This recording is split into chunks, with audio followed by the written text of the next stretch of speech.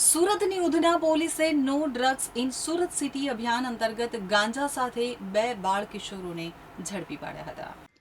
Surat police commissioner Anupamsinh Gahlot દ્વારા no drugs in Surat city અભિયાન ચલાવવા આપેલી સૂચનાને લઈ અધિક પોલીસ કમિશનર બલરામ મીણા, નાયબ પોલીસ કમિશનર કાનન દેસાઈ અને ઇન્ચાર્જ મદદનીશ પોલીસ કમિશનર જાડેજાની સૂચનાને લઈ ઉધના પીઆઈ એસ.એન. દેસાઈ અને જે.એસ. ઝામરેની ટીમ પીએસઆઈ એચ.ઝેડ. પટેલના માર્ગદર્શન હેઠળ પેટ્રોલિંગમાં હતી ત્યારે અપકો જીવનદીપસિંહ એ બાતમીના આધારે ઉધના ભાટેના એલએન પાર્ક સોસાયટી પાછળ ખાડી રસ્તે M4 માર્કેટ જતા રસ્તા ઉપરથી 2 બાળ કિશોરોને ઝડપી પાડી તેઓ પાસેથી 4,54,000નો ગાંજાનો જથ્થો કબજે કરી તેમના વિરુદ્ધ કાયદેસરની કાર્યવાહી હાથ ધરી છે.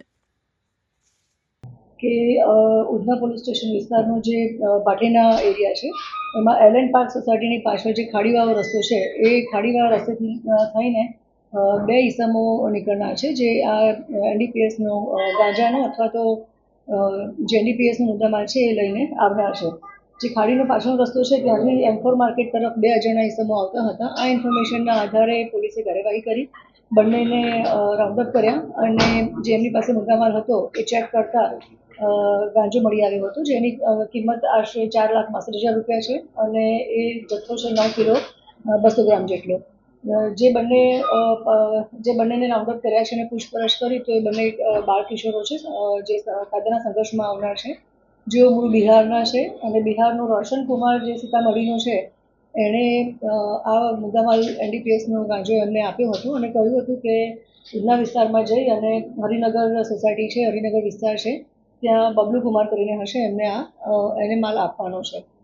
તેઓ બંને સવારે કાલે ટ્રેનમાં બિહારથી જ આવ્યા હતા અને હ્યુમન સોર્સથી જે અમારી પાસે ઇન્ફોર્મેશન હતી એના આધારે આખો કેસ કરી નાખવામાં આવ્યો છે અને કાયદાના સંઘર્ષમાં આવેલા જે 2 કિશોર છે એમને પણ અમે આગળની કાર્યવાહી કરી છે અને જે આરોપી બાકી છે એમને પણ અમે અટક કરીશું.